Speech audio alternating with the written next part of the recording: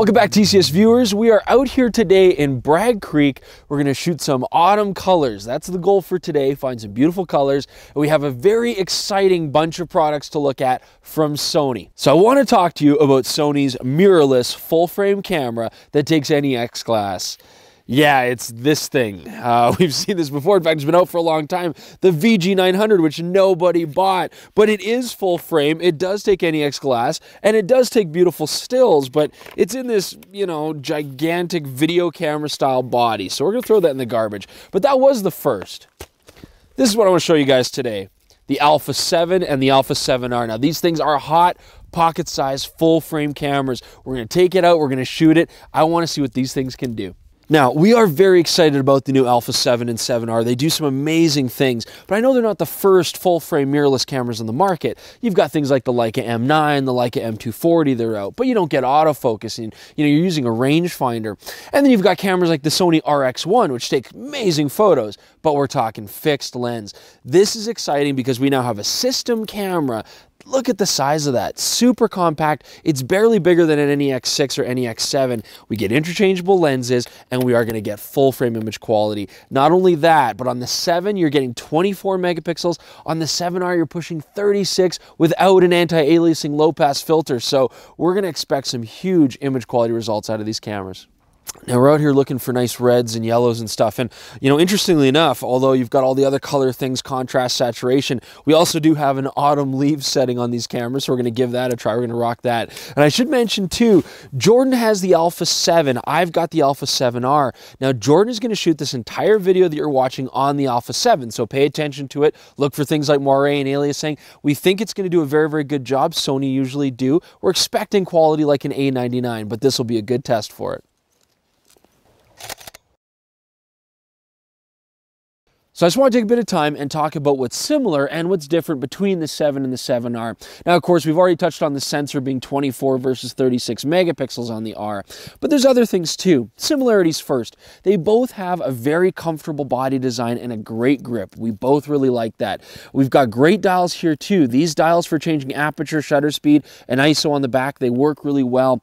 Lots of customizable buttons. I believe 9 that you can change. And like most NEX cameras, you can really set these up to behave how you want them to behave. They both have the same 2.3 million dot OLED viewfinder, 0.7 magnification, and again, very nice, very sharp, refreshes beautifully. There's no lag, even when you're focused. Now, when it comes to the body, there's some other interesting similarities too, and a couple differences. The weather sealing on these cameras is a nice touch. Both cameras are going to have rubber gaskets throughout. But when you look at things like the memory card door, there's no rubber there, just sort of a dovetail joint. I don't think this camera is going to be as rugged as, say, a full-on Canon or Nikon journalistic camera, but certainly it should be moisture and dust resistant. It'll help protect your investment, so that's a nice touch. Both have rotating screens, 921,000 dots, and again, they work like all Sony NEX screens work. Pretty good. Sunlight's a little bit tough, but that's why you got the viewfinder. When it comes to the battery, they both use W-series batteries. I'm not big on these guys. They're a little small. You're going to get under 300 shots on these batteries, which really makes these power hogs. You're going to want extra ones. It's one weakness with the camera. Battery life is not great.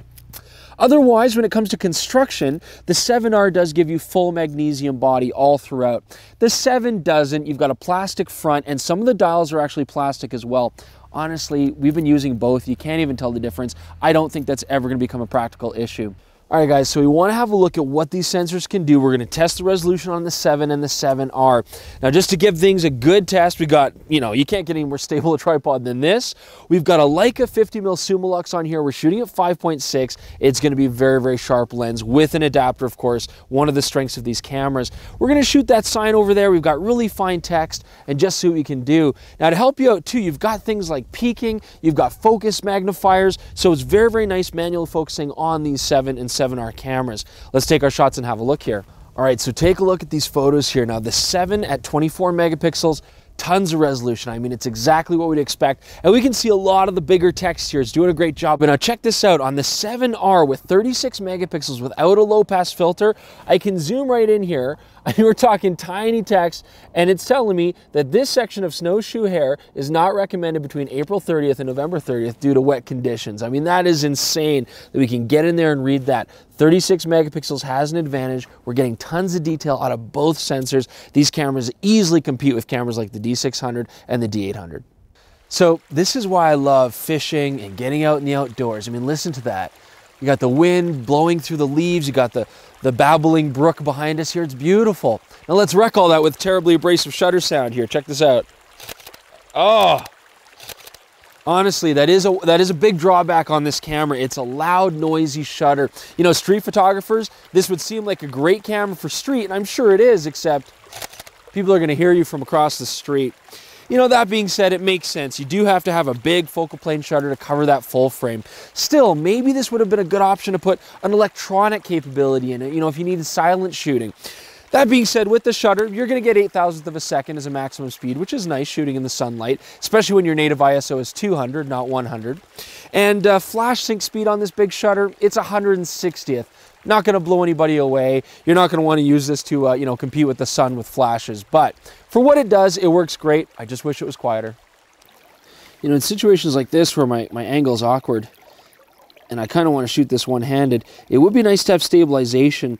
Now, Sony does. I mean, it's all in-lens stabilization, but not all their lenses have it. This is a Zeiss 35 2.8 prime, and I have to shoot without stabilizer. Their zooms will have it, though. You know, they've got a 28 to 70, a 24 to 70, 70 to 200, and then you will get stabilization in those lenses, and it's very effective. You know, in-body stabilizer like you have on the GX7 or the EM1, that would be handy, but I know it's tough to stabilize something this large in-body. So, I don't know, keep your ISO up. That'll work. Old-fashioned.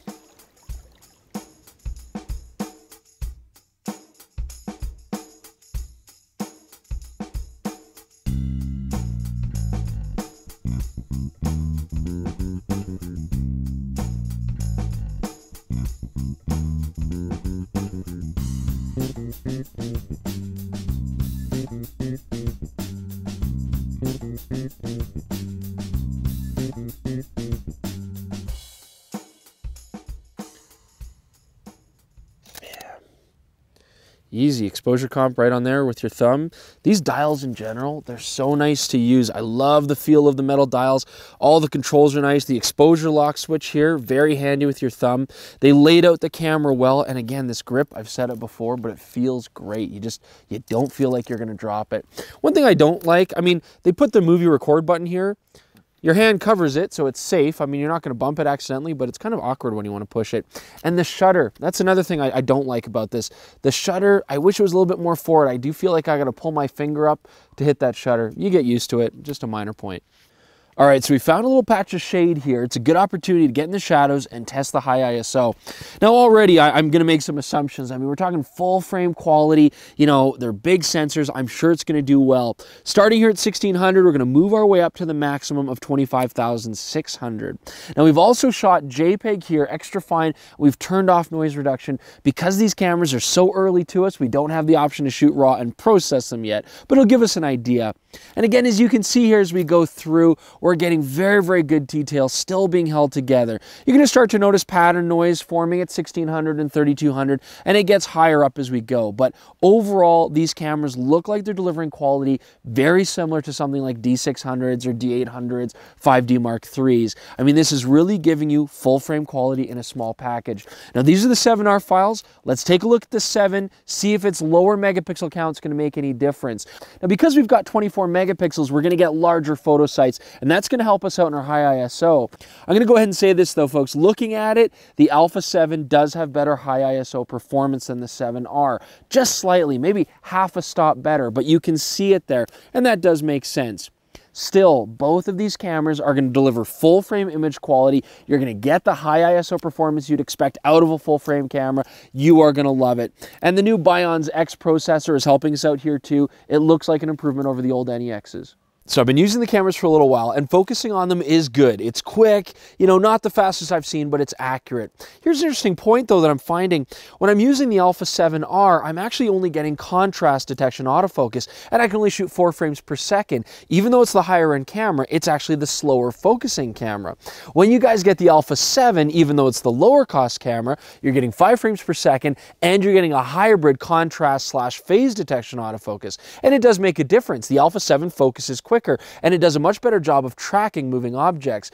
Now, it might be confusing at first, but it really does make sense when you think about it. The A7 is aimed at the family user, the enthusiast, you know, people who might want to shoot their kids running or their pets and stuff like that as well. Whereas this, the A7R, with its 36 megapixels and lack of filter, this is aimed at the high-end user who's looking for landscape, commercial work, high-end reproduction. They might not need the same focusing. Like it or not, that's the way Sony's planned it, that's how it is. And again, both cameras, nice and accurate, and they're not bad at focusing. Now, of course, we got full frame sensors. We're gonna need some full frame lenses. And what Sony's doing here, the roadmap for the future, is this new FE system. It uses NEX mount, but it covers full frame. Now, you got some beautiful lenses from Zeiss, 24-70 f4 image stabilized, 35 2.8 prime we've been using today, and a 55 1.8 on the way. All, I'm sure, going to be stunning optically. Sony have their own lenses too for the FE mount. We've got the 28-70 general purpose kit lens. This is going to come with the 7 if you desire it to. And you've got a 3.5 to 5.6 aperture there. They also have a 70-200 f4G series lens, a professional telephoto. So they're trying to come out with a good amount of lenses to start. Now remember, you can also use all the alpha glass lenses with your LAEA 3 and 4 adapters, and you can use existing NEX lenses for the smaller APS-C size chip. Only thing is, of course, you're going to crop and lose some megapixels, but there's other options. You see, here's the thing. Here's where we get a bunch of exciting possibilities. Because we have no mirror box in the housing, because this camera's mirrorless, we've got a whole bunch of adapters that we can use, including our favorite, the Metabone system. Now, you know, I don't have an ultra-wide for this camera yet, but if you're an existing Canon user, Nikon user, Leica user, you can use these adapters, throw on your glass, and get your full-frame capabilities back. I want to shoot this stump, but I really want to push the background far away with an ultra-wide. Well, Canon 17-40, click it to 17, throw it on the Metabones, I get full metering, I get full capability. The focusing is slower, especially on the 7R. The 7's a hair faster, but think about live view focusing on a traditional SLR. It's a little bit slow, but you know what? It focuses, it works great, and it gets me there. This opens up a whole bunch of possibilities for Canon users who've been wanting 36 megapixels and haven't had it yet. Get one of these bodies, it's nice and small, throw your all glass on there with a Metabones, and you're flying. You're off to the races. All right, we use these cameras all day, and I have to say, we love these cameras. They are comfortable, they are compact, everything is laid out very, very well. Minimalist camera, but it's so customizable, everything works the way you want it to. And at the same time, you gotta remember, it's so unique because we are getting a full frame system camera. We get autofocusing lenses, tons of adapters, great video, you know, big viewfinder. It really is a joy to use. Here's the thing too, nice features like Wi-Fi with NFC, and you know, you got to remember, you get the smart capabilities with your phone to do external viewfinder, but if you want to, you can pay at the pay stores and you can get unlockable features, things like interval timing and smart remote. These are very cool add-ons as well. All in all, this camera is so much fun to use, and here's the best part. The price point on these things is ridiculously low for what you're getting. The 7 is going to cost you about $1,700 Canadian approximately for a body, and the 7R is only going to be $2,300. You compare that with other cameras in the market, and you're getting a hell of a deal. On top of that, the fact that you can use your existing glass means you can get into this for a fairly minimal investment. You're getting image quality and capability. The other thing these things do well is video. So I'm going to pass you over now to Jordan, and he's going to talk about the video features. Thanks very much, folks. We'll see you soon. Hey guys, it's Jordan, the video guy, coming out in front of the camera to talk about shooting with the A7. It's kind of a difficult thing to give my opinions on the video from this camera since I haven't seen it yet. We're still out shooting the video. But I can definitely tell you what it's like working with it. It was a bit scary leaving the FS700 we usually use at home. and switching over to one of these small cameras and a pre-production version as well. But as soon as I put it in manual video mode, it was really refreshing. I saw peaking, I had zebras, I had my audio levels on screen. It's set up like a video camera. It's really nice. And then right on the side of it as well, I've got a mic jack, which is pretty standard, and a headphone jack, which is really useful as well. And I have fine adjustments over both of those. It's worth mentioning as well that all the audio that you're hearing is going straight into these cameras. We didn't use an external recorder for it, and the preamps actually seem pretty decent. That's my impression listening to the headphone. If you need a little better audio, you can throw an XLR pack on there as well. That same one for the A99 is compatible with these cameras. Today was actually a tough shooting day. We had a lot of contrast, bright sun, dark shadows in the shot. And looking at the image on the screen, it looks like it did a pretty good job. I would kill for the FS700 with S-Log a few times today. I'm missing that camera. But it looks like even with this codec, it did a pretty good job. I also really like the interface of it. Everything's customizable for video shooting. So I could have one button set up for peaking, one set up for zebra, one to adjust my audio levels. I didn't have to spend a lot of time messing around in the menu. It's a really nice camera to shoot video with. I'm curious how the quality is, but if it's good, I think the GH3 actually might have a run for its money.